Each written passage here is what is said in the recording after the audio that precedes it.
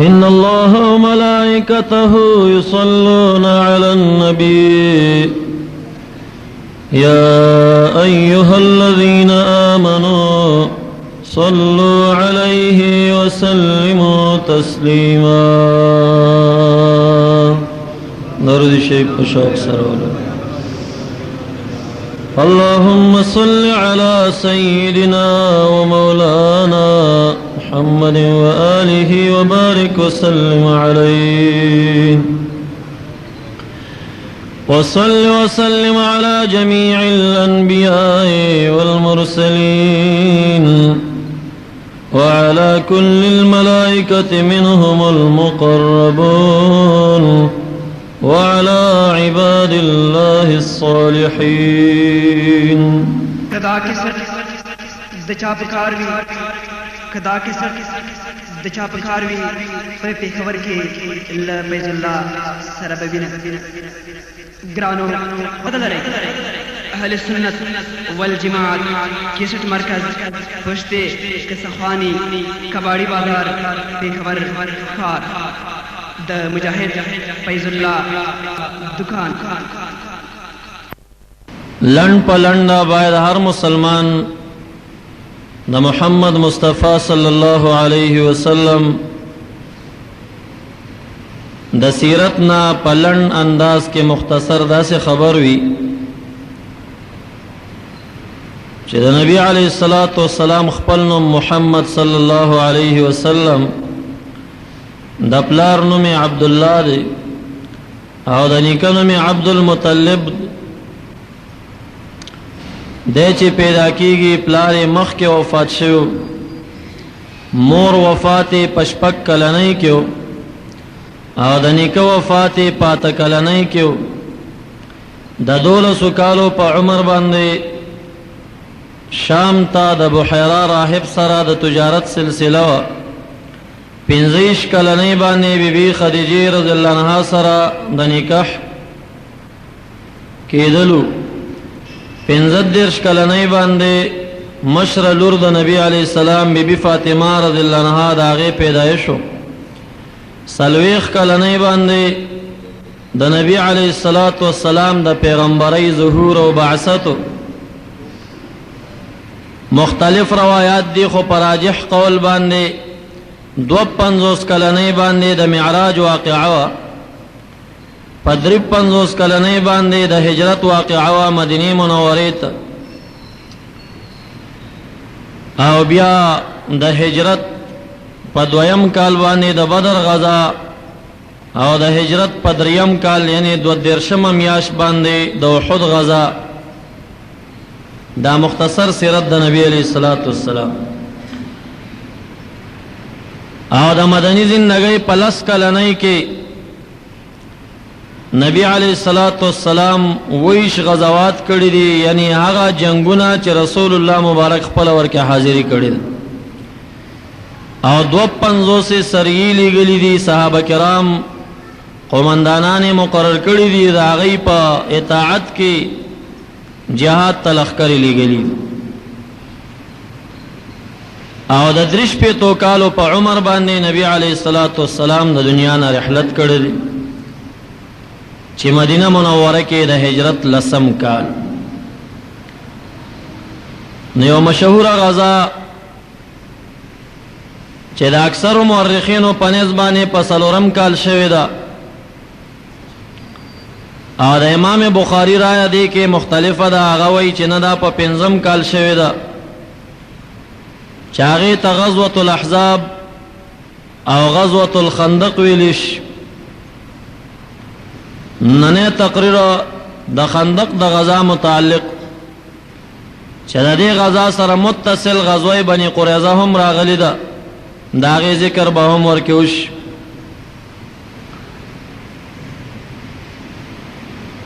کافران دا دین اولند ټولو جنگونو کے یو قبیلہ دو قبیلی جنگ تراتلی کله چې د نبی علیہ السلام مرګري سیوا شو په بدر کې کافرانو ته سخت شکستونه ورکړه. د دینه بعد مدینه منوره کې د یهودو دولوی قبیلې وي، یو ته بنو نذیر وی، دویم ته بنو قریظه وی. دا بنو نذیر نبی علیہ الصلوۃ والسلام د مدینه منورې نه جلا وطن کړل د وجه د یو وعده خلافین چې هغه نقض د عهد کړو، او په دې ور سره فیصله وکړه چې تاسو به په وخانو باندې مال باروي، تاسو څومره اسباب چې تاسو په سارو باندې راضي هغه ځان سره یوسئ، باقی مال بټول دلته پاتې. بنو نذیر خیبر ته لاړل، د خیبر یهودیان او کافران ځان سره مرګري کړه. د دوی استاد او مشران مکه معظمه ته لاړل. مکه معظمه کې مشرکان مکه سره دا مشوره وکړه چې یکه تنها تاسو سره جنگ راغی، موږ تاسو امداد ونکا، شکست تاسو ته په بدر کې درک،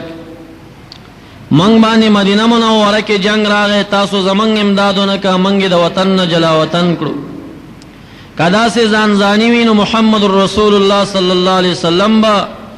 د کافرانو جرړې او باسي او موږ بټول ختم کی. راځي دا سیو کو تیر با په حساب کو د دین اخوا تب تاسو زمنګ مرګرتیا کوي، موږ بس تاسو مرګرتیا کو، په شریکه باندې مدینه منوره باندې حمله کو او محمد رسول الله صلی الله علیه وسلم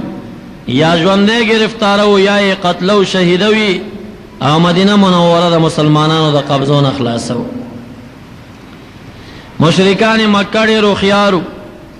هغه ورته موږ په تاسو اعتماد نه لرو. دا غي علت دار چې تاسو کتابیان یې او نبی علیہ السلام کتاب ولادت، تاسو يهوديان یې د تورات خاوندان یې، نبی علیہ السلام د قران دعوګیر دی،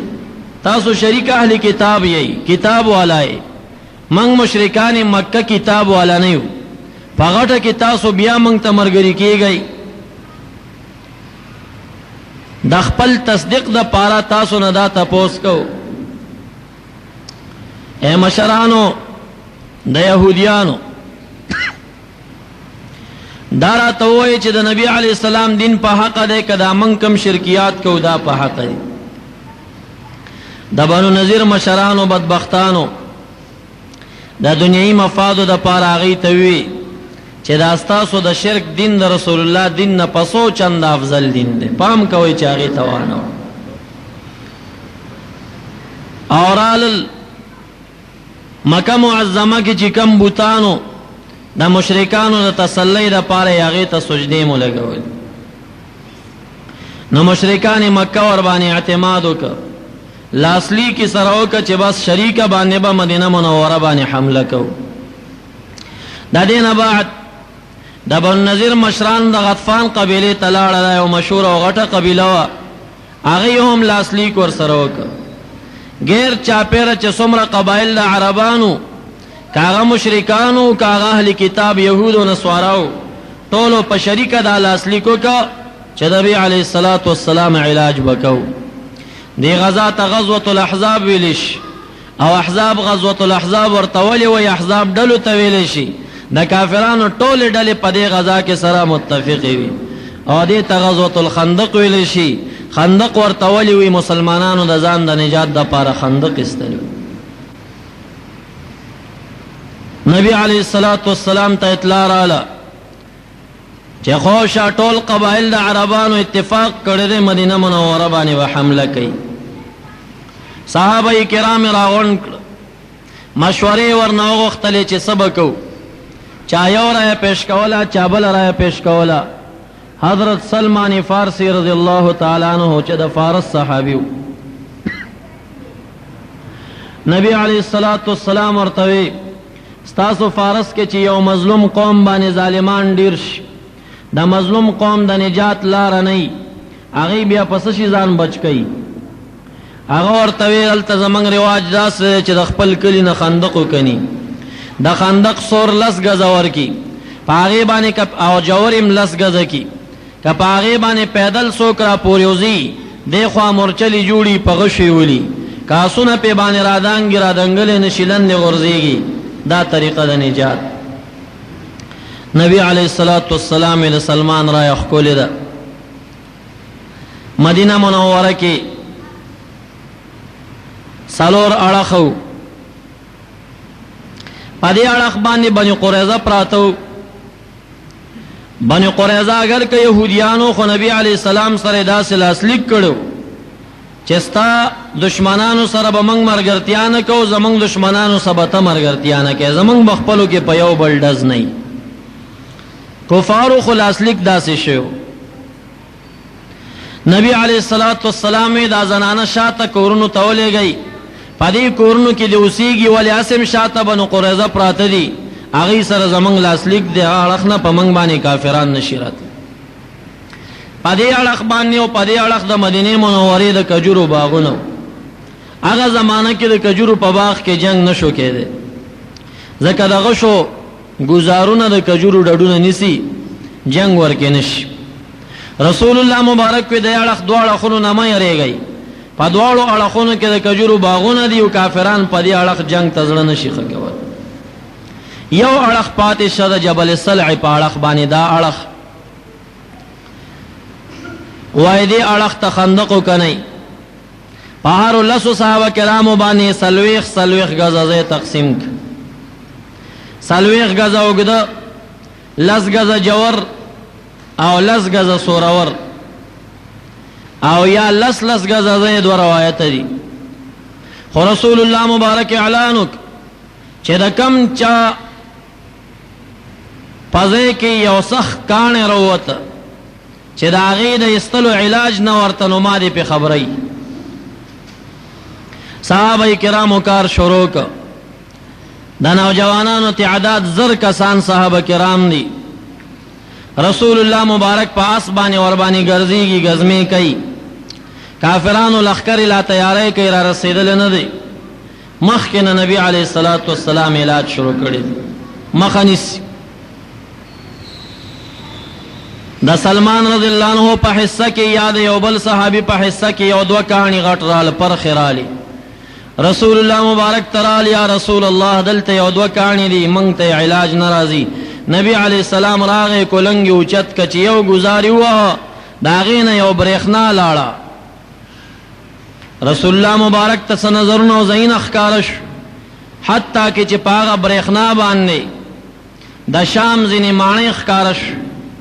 نبی علیہ السلام وفرمیل زما امتیان به دا هم فتح کوي. چې دویم ګزاري ووهه نو په هغې برېښنا لاړه، د فارس ماڼۍ اعلان یې ورکړه چې زما امتیان به دا هم فتح کوي. هغه زمانه کې منافقانو کنه، لکه دې زمانه کې چې وهابیان، چې یو بزرگ داسې خبره وکړي چې 2 کاله بعد داسې کار کېږي، یو د منافق شروع کړو، هو دی چا په دې خبره کړ. هغه زمانه کې منافقانو غټې غټې ګیرې پریښې وې، رسول الله مبارک سبا جماعت کې منځونه کول. یو د منافقانو یې وګوره کنه، دا پیغمبر د خپل ملګري په داسې دوکه کوي،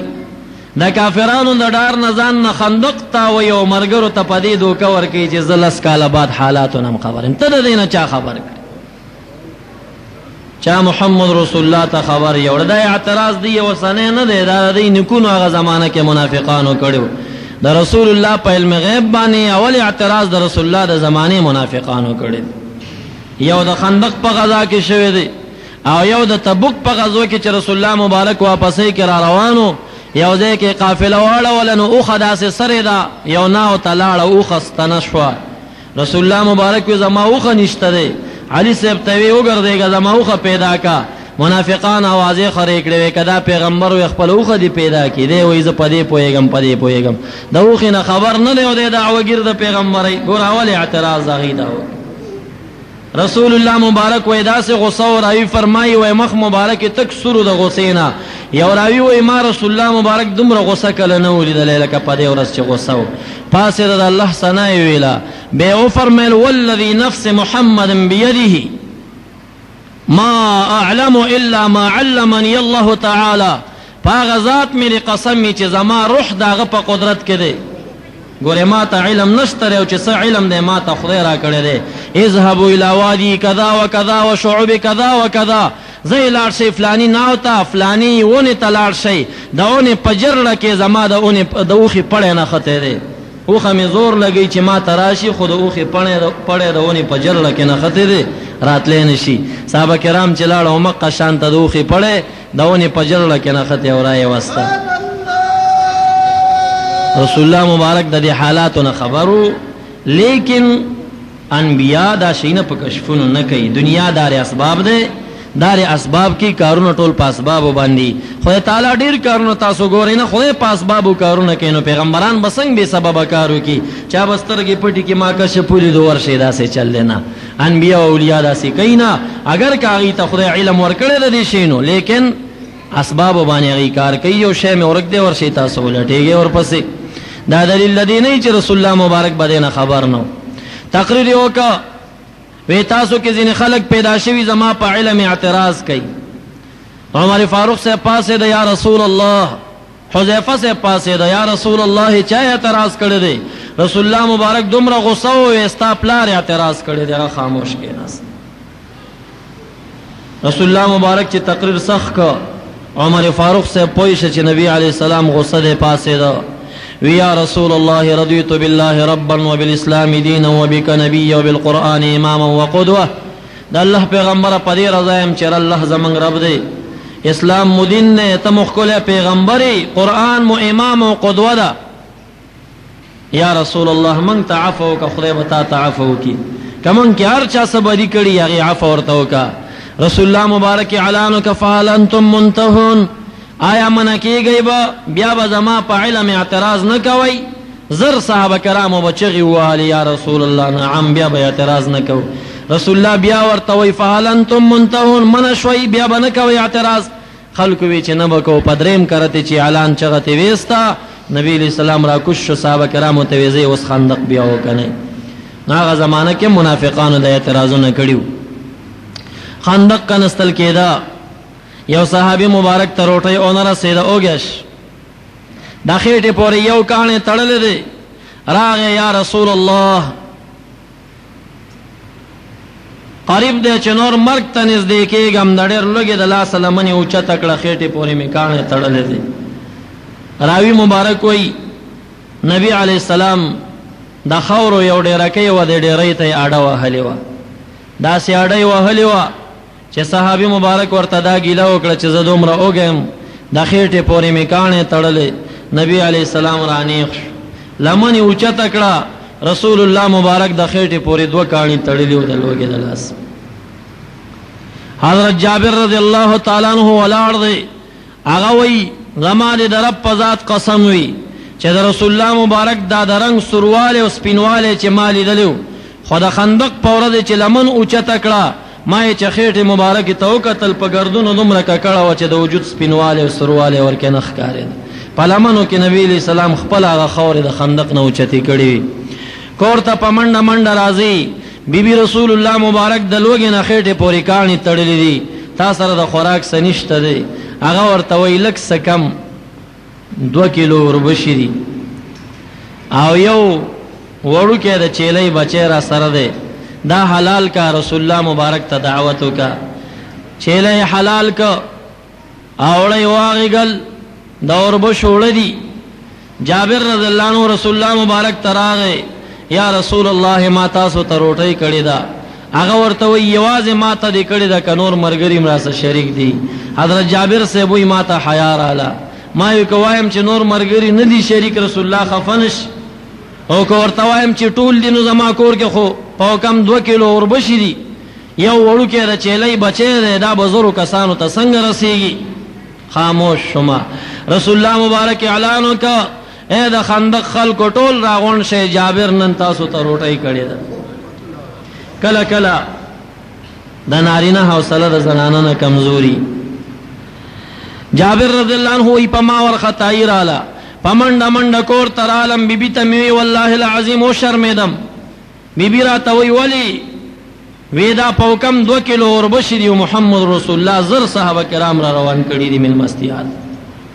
بیبي ډېر غټه حوصله لرله هغه ورته وی تا ورته ویلی چې زر واړه راشي وی ما ورته نه دی ویلی ځان نه را روان کا وی دا ستا ملمانه نه دي دا د محمد رسول الله ملمانه دي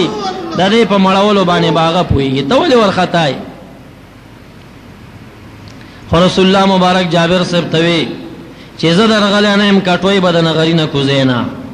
او چې زه در رسېدلی نه یم دا اوړه به دې پیړکې نه او تنور ته بینم تپې رسول الله مبارک رو رسېد وی کټوی چرته چا وته کټوی خو د سره تلری کا یو سالفاظ اولستل به لاړ راواخستی او په کټوی کې لاړ واچولې وهابیان د نبی اسلام برکت بالکل نه مانی بیا چې راټینګ کې بیا وینا دمو دم چوکي کې برکت شته او قران چې ولولي خدا ذات کې څه برکتونه نشته مونږ وایو د رسول الله ذاتم برکتی دي دا لاړې ولی پرې کټوي کې اچي کدا لاړې د برکاتو نډه کې نه رسول الله لاړې ولی اچي نبی حقی روایت ده مسند احمد هم راخسته دي چې نبی علی السلام به سحر جمع وکړه نو د مدینه منوره خلکو به غلامانو توبه ور کړی وي او هغه به د کوسې په دروازه کې داسې قطار قطار د جمعات دروازه کې ولاړو رسول الله مبارک په چروته نو پاغه کې به ګوتی وهلي ورتا دا او به بیا هغه په غټو چاټوي کې واچولي ټول ورځ به د مدینه منورې په کورونو کې د رسول الله هغه وبسکل کې دي کوم کې به رسول الله ګوته مبارک والی و کدا د صحابه کرامو د برکت عقیدت نه وي رسول الله مبارک تاسو د پاره وبر علیږي چې پدې کې ګوتی وها راوی مبارک وی کله به زما زړه ور باندې خوښ شو ربما كانت ليله البارده سخت یخنی بو سخت جمع بو چې وبو کې ګوته کې خودل بډیر سختو رسول الله مبارک په سخت یخنی کې ټولو وبو کې ګوتی وهلې او بیا ولاړه ولی چې خلک ورته د برکت عقیده وا کاغې نه امید رسخته ولې خفکیدل عرض مدا کو چې هغه وړو کې املاړ واچولې رسول الله مبارک راغه لس کسان په یو کاسه باندې کېنی نبی علیہ السلام خپل ولاړ دي صحابه کرام را دن کوي کېنی یو کاسه د پاغې لس کسان کېنی لس کسان زی روټي خوري لس نور راځي حتی کې چې زر صحابه کرام ټول روټي خوړه اخر کې نبی علیہ الصلوۃ والسلام یې عثماتم روټي راوړی رسول الله مبارک خوړه بی بی فرمایي د جابر رضی الله عنه د بخاری روایت ده ما چې د کټوي نصر لري چې ماو قتل چا داسې فکر نه کو چې د دین یو غنی یو سمسي خوروا کم شوی او نه غوړو رسول الله مبارک ورته چلاړي توکړي ودا ته आवाज نشي پخوله د چم گاون کورونو کې اوس دا تقسیم کا چې دا د تپاخه کی په خیراتونو کې په کورونو وړوي شل دا جایز کار دی د جابر رضی الله عنه په کور کې دا وړو په کورونو باندې شل شي او دا د صحابه کرامو سنت او طریقه ده چې یو بل سره د لاس وړول شي په دې خکار کې واپس رااله د خندق کار شروع دی کافران چې سورا رسیږي د دې نمخ کې د بنو نذیر په ګټه ورل د خندق داړه یو څو حمله وشوي خو په خندق کې باسونه پرې واته د برنه بدغه شو گزارونه پیو شو بیا به تختیدل کامیاب بنراتل حتی کې درې کسانو د یو خاندان او د دې پهلوان عبدود نامه وا یو مشهور پهلوانو د بدر میدان کې په سر زخمی شوی او دا قسم خوړلو چې ترسو ما د محمد رسول الله د خاندان نه د خپل زخم انتقام نه یخسته ترغه پورې بز سر پټ نه کم نه په سر ټوپۍ کېدم نه برومال کېدم او نه به سر وینځم دا سه جاهل او زدیو یو تر زوی ور سره دی یو ور سره زوی دی یا بل څوک دی هغه توای درې واړه د سر نه تیریګو حمله وکاو یو خړګه شانو دا خړګي کې دا خندق لګ ټیټ راغلو درې واړو اسونه راواچول او دا دو اسونه را پورې وتل دا یو اصلن لګیر شو داغه شو گزارونه په شروع شو واپس او تختیدل چې دې خو را پورې وتل صحابه کرام زر کسان دی اراده لري چې ټول په اوس گزارونه کوي لیکن جاهل ډیرو خيارو هغه आवाज وکال براز البراز څوک در کې د پهلوانی نشته ا زمانہ کې باول پهلوانی کې درستو بجنګ کې نبی علیہ السلام اعلانو کچ عبدو تسوک مقابله توزی ټول خاموش دي حضرت علی رضی اللہ تعالی عنہ راپورته شه یا رسول الله ذکر تیار. نبی علیہ السلام تکینا دی وخت د حضرت علی صاحب عمر ډیر کم دی، د مبارک په وکالنۍ باندې ایمان راوړل دی او ابتدا کې ایمان راوړل ډیر لس کال هغه دی نو 21 کال او دا 3 کال دلته وتلی دي 40 کال.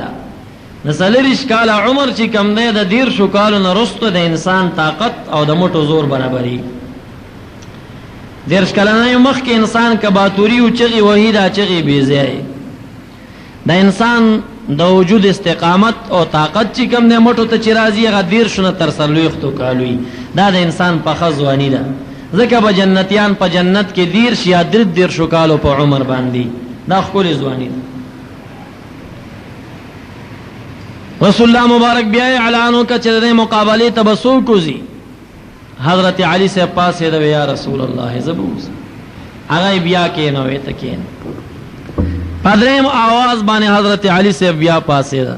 نبی علیہ الصلوۃ والسلام په خپل مبارک لاسونو ورته پټکې وه او بیا ورته تور لاس کې ورکړه ویزا وسوزه. حضرت علی رضی الله عنه چراغ کافر پهلوان پاس باندې سور دی دومره جاهل دی داس نراکوش شو داس سلور واره پونډي په تور وهل یاس مردار ک دته مخرا واړو یا صحابه کرامو تاسو داس خیال اون کوي چې عبدود غني بیام تخت ژوندې عبدود دې تراغله دی یا تاسو په لاسونو ځان جهنم ترسي یا په خپل لاسونو تاسو جنت تليږي. دا आवाज یو حضرت علی رضی اللہ عنہ مخامخ شورتا ورتوی تسو کی د کم خاندان نه هغه ورتوی زدا ابو طالب صاحب زویم د عبد المطلب صاحب نوسیم د محمد رسول الله صلی الله علیه وسلم د تر زویم هغه ورتوی ستا پلار ابو طالب زما ډر کله کنډیوال داغه دانډیواله خاطر کوم تا ته سوال کوم ته زما مقابله ته مرزه زلارش بل څوک د ماته مقابله ترو بس. د دې پهلوان په عربو کې دا اعلان کړو چې ما تدری خبرو کې چا درې وکړي یو به خامہ خامنم دار د شرایط. حضرت علی رضی الله عنه ورته ما ته چاویل درې خبرو کې و معنی دا رښتیا ده ویا ولا خبر درته دا کوم چې ایمان راوړه وک الله وحاشا دا خو سره کې دینش وې دوی مدر تدا کوم زو واپس لاړ شه جنگ مکوا ژوندې وړه ورتا وې دام نشي کېده وې درې مدر تدا کوم به راځه چې مقابله او جنگ وې ته چا زوی د ابو طالب سره وستا سوال لرته کوم ما ته بل څوک راشي ستا پلار زمان دیوال لتا سره جنگېګم. حضرت علی رضی الله عنه ورته وی چې ترا سره نه جنگېږي زره سره جنگېګم. د دې خبره سره عبدود غصه شو او په حضرت علی رضی الله عنه باندې گزارو ک په خپل ډال داغه دفاع وکړه. شیګان دا روایت ذکر کوي چې حضرت علی صاحب د زنګونو پورې پزمکه دن شدا دروغ دي. دا یو تاریخ هم لیکلی نه دی، صرف دومره تاریخونه لیکلی دي کتاب المغازی د واقعي راخستی چې حضرت علی صاحب باندې دومره بوج راغی چې دا زنګونونه سره قط شو. سړی باندې چې بوج راشي زنګون قط کیږي دا سزمکه تمایل شي واپس راجک شو چې حضرت علی رضی الله عنه نمبر راغی د کافر په سر باندې و بيدو بار یو ټوپۍ د هغې لندې مغفر و جنگي خول او د هغې لندې دوه زغرې اغوستې او چې ګزار یې ورباندې وکړه دا حیدري ګزار بيدو ماته شوه جنگي خول مات شه د کافر سر تر دې زنې پورې وشکېد کافر پرېواته. نبی علیہ السلام د الله اکبر چغه وهله یا د سبحان الله زر صحابه کرامو سبحان الله د الله اکبر چغه وهلې حتی جاوبته الجبال دومره زنګاوي لاړې چې د مدینه منورې د غرونو کې وتمبې راو تمبې دا شنوازیله. دویم مرګره او تختیدا چې تختیدا په خندق کې پریوات دا پاسنه په گزارونه شروع شو لیکن هغه आवाज وکړه چې زدا مشرانو او د سیال د خلکو مرګ غواړم یعنی پهلوانی کوم. حضرت علی رضی الله عنه رسول الله مبارک نه اجازت واخسته وکستا اجازت د سره لم خندق کې جنگ کوم یو ورکوش بس. حضرت علی رضی الله عنه خندق ته کوشو د خندق خلص غز سورو عمل تلند خندق کې په پهلوانۍ کې کافر مردار دا دواړه کافرانو مړی پراتو رسول الله مبارک ته صحابه کرام را لوي کافرانو پیغام را لګل چې پیسې بدر کو دا مړی راکې دا پیسې به تی واخلو مړی به ورکو ورته پاغي باندې بجهاد کې سامان واخلو نبی علی الصلوۃ والسلام ورته وینا مړی د چامې سره وای دا مړی به پیسو ورته ورکې مړی د چای سره ول دا په شریعت کې ډیره عظیمه ګناه ده د کافر مړی بم نه ساره او د کافر د مړی مسلم ناروا ده چې مړی او شباز خلک مړی ته بیا ماشینونی سي او یا چې د مړی نه غوګونه پوزي پرې کوي یا څه دا په شریعت کې منع دي نبی علی السلام د هغه کسانو چې در علو زکوان د قبیله راغلی یو صحابي قتل کړي او دوکای کړي وا رسول الله مبارک داغي پسترګو کې سخان منډلیو خو بیا تر مرګه پورې راوی مبارک کوئی چې رسول الله هر تقریر کو د مسلمانانو به خلق منع کول چې کافرانو مړی به بد نمونه کوي نه کاغذ تاسو مړو سره هر څه وکړه دا د هغې ګناه ده د هغې کار دی خو د کافر مړی چې وشه بس مړي ته به نور څه نه وایي بیا چې مړی ووخته مړی به روغ جوړ وسپاري ورته یو څو حملې کافرانو نور وکړه لیکن په خندق کامیابېدی نه شو رسول الله مبارک هغه شپه راله سخته تیره ده حذیفه رضی الله عنه فرمایي داسې توره تیره ده هېڅ ښکاري نه توره شپه ده وی ما دا لاس راواخست سترګو ته مې نږدې که ما ته خپلې ګوتې نه ښکارېد او داسې شدیده یخني ده چې هر صحابي د ځان نه کمبلې تو کړي او څادرونه یې تو کړي باد راوالوت نبی علیه السلام یو څو موټې شګه راواخست او چوفې کړه او بیا یې فرمیل شاهات الوجوه یا یې دا وفرمیل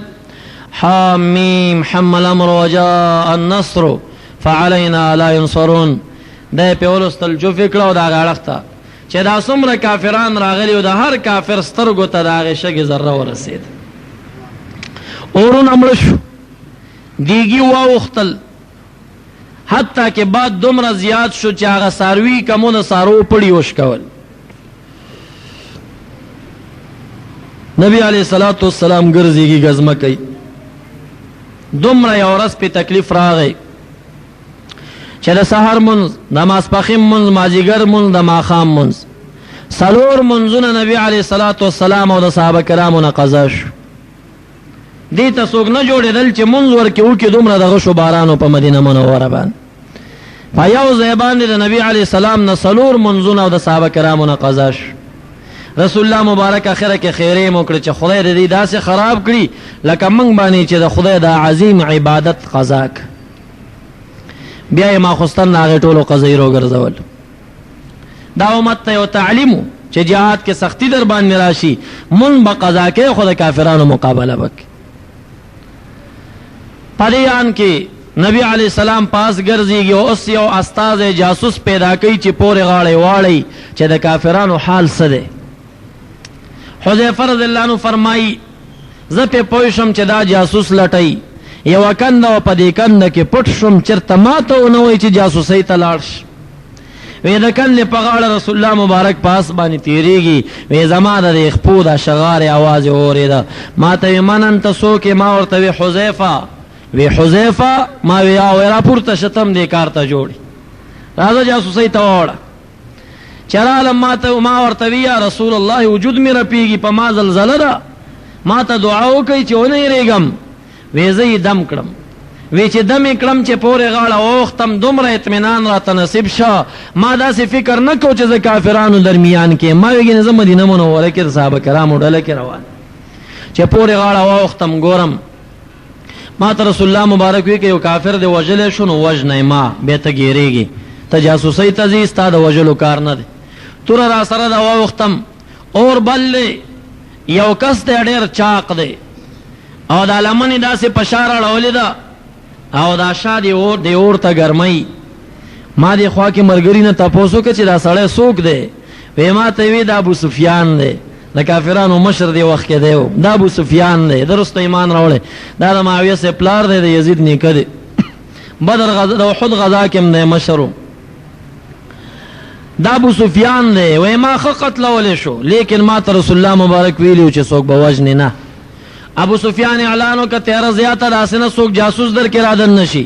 خپل مرګره د یو بل نه تپوس کوي چې د خوا کې مرګره مو څوک ناست دی چرته د رسول الله صحابه کرام در کې رادن نه نشي. حذیفه صاحب وایي ما د आवाज اورېد ما چې اوس به ته د چا نامه اخلې وی مرګري رانه تپوس وکړه مکه معظمه کې یو مشر و ما د هغه نوم ورته واخیسته چې زه فلانی یم.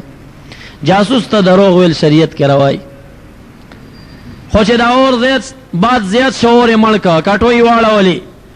ابو سفیان आवाज وکړ نور دلته جنگ نه کیږي الرحیل الرحیل زی هر څوک پاس او خان وسورېږي تختی وی لاړم د غطفان قبیلې تعظیم اعلان وکړ چې الرحیل الرحیل ټولو تختېدل. واپس را پورې وتم رسول الله مبارک صلی الله علیه وسلم په تهجد ولاړ دی په داسې شپه نبی علیہ السلام تهجد نه قضا کوي. وی چې رالم نبی علیہ السلام سلام وګرځاو دا کمبل ما ته راوګد کوي دی کمبل کې ځان ګرم کا چې رسول الله مبارک تهجد خلاص کا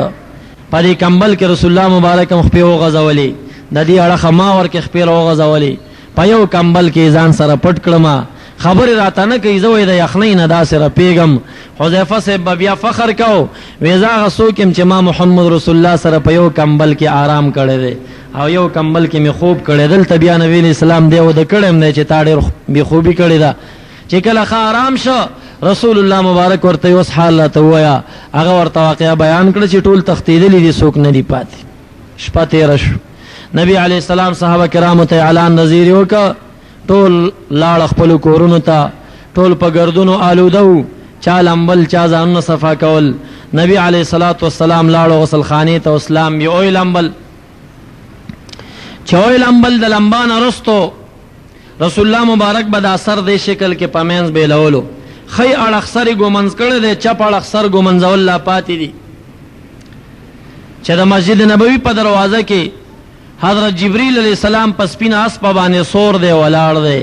رسول الله مبارک ته مسکا باندې دی خان دی وی تعجب دی موږ فرشتگانو د جنگ صلا نه دی خو دی او پیغمبرانو بیا صلا کې خو د لام بي. رسول الله مبارک ورته ویلی بیا سامر دی وی بیا مردا دی چې ابل شپه بني قریظه او د شپې عهد مات کړی دی کافران تختیدلی دی رب ذوالجلال امر را لېږلی دی چې زه اوس په بني قریظه باندې حمله وکړه اسم د کافرانو ټولو زور د دی نه واخله دی د شپې عهد مات کړی دی حمله ور باندې وکړه. نبی علیه السلام راووته صحابه کرامو ته اعلان وکړه چې د مازیګر مونځ به ټول بنو قریظه ته رسوئ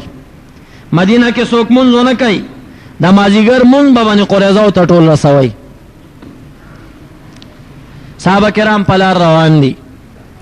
د بخاری روایت دی اوسو صحابه کرامو په لار کې وي موږ مونځ کوو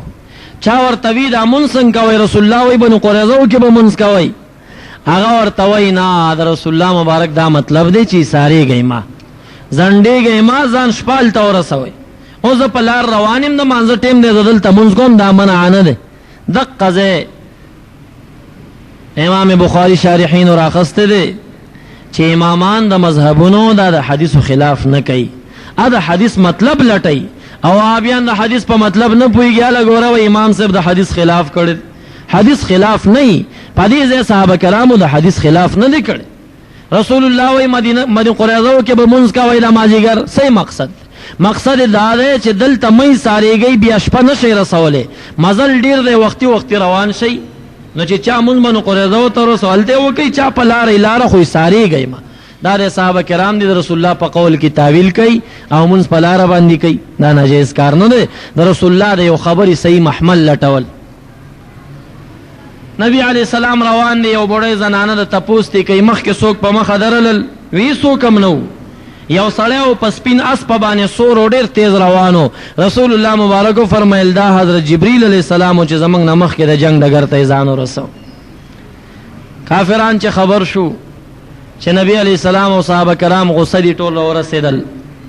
ایوی قلا ته ټول راغون شو پاره کې محاصره شو شل ورځې قلا محاصره د قلا نه راکوزیږي نه او د قلا نه دنه د تورو دغه شو بهر نه جنگ نه کیږي. اتلسمه یا شپاړسمه ورځ ده ابو لبابه رضی الله عنه یو صحابي دی دا د بنو قریظه او د کلی و ایمان راوړو دا غي یو مشر بر راوخته ابو لبابه ته وی کمنګ در کوشو زمنګ حال وسنګي ابو لبابه ورته داسې اشاره وکړه په ګوته ګوته پستونی راخ کله چې دا معامله در سره کیږي بل کار د سنشت چا نبی علیہ الصلوۃ والسلام توی چې هغه خورا کوزیدل تسلیمیده دا ابو لبابه ویرول رسول الله مبارک ابو لبابه ته په خله خبر او نکړه خو تندی کې لک فرق راغی لګ نبی علیہ السلام زړه کې د ابو لبابه نه خفش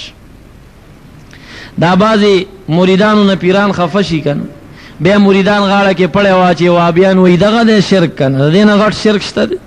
پیر ته په غاړه کې پړې اچي دای خواران د صحابه کرامو د زندګۍ ناړو خبر نه دي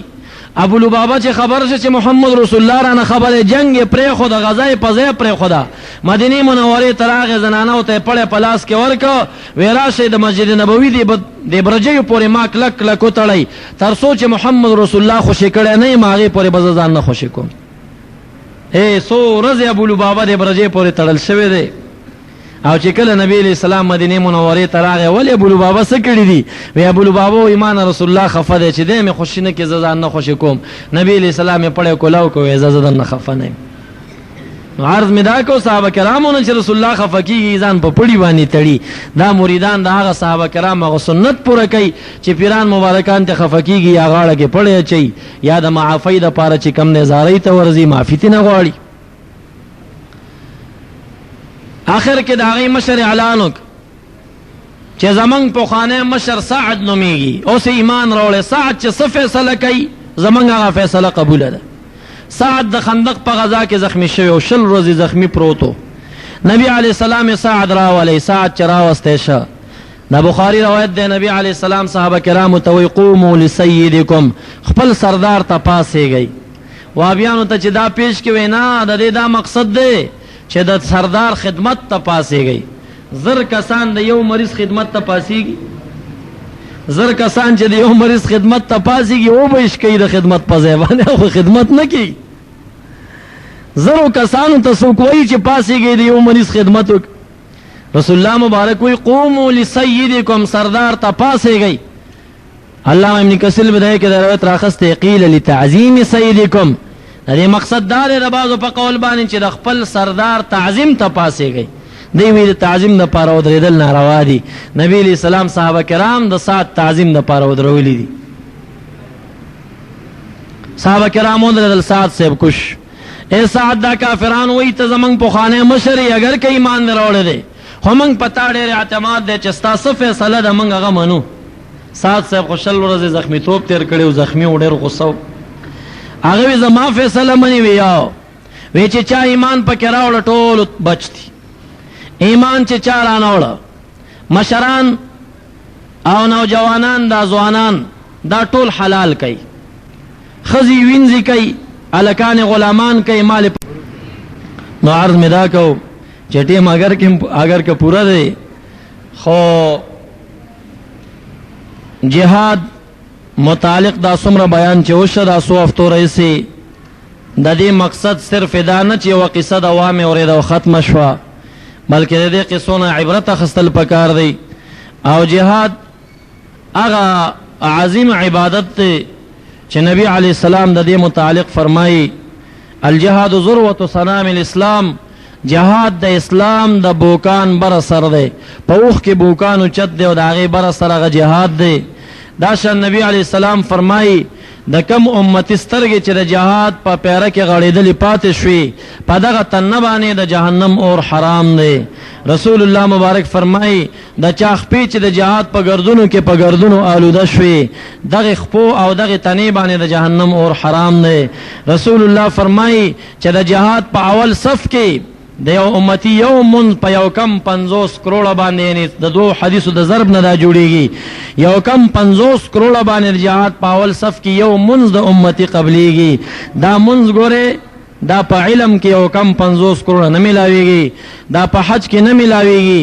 دا په پیرې مریدۍ کې نه ملاويږي دا د دین په یو شعبه کې نه ملاويږي دا یو کم 50 کروڑه ثواب دا په تبلیغ کې نه ملاويږي کچا درته وی چې تبلیغ کې دا ملاويږي دا دروغجن دي دا به صرف په دغه نوم باندې خلک د جهاد نه منکري تبلیغ کې دا اجر نه ملاويږي دا صرف او صرف دا اجر چې ملاويږي او کم 50 کروڑه هغه جهاد فی سبیل الله او چا چې خپل نفس او مال باندې قتال او غزا وکړه هغه انسانانو ته خدای تعالی دا اجر ورکړي دا د هغه خصوصیت ده او رب ذوالجلال فرمایي ما په ابتدا خطبه کې دا تلاوت کا یا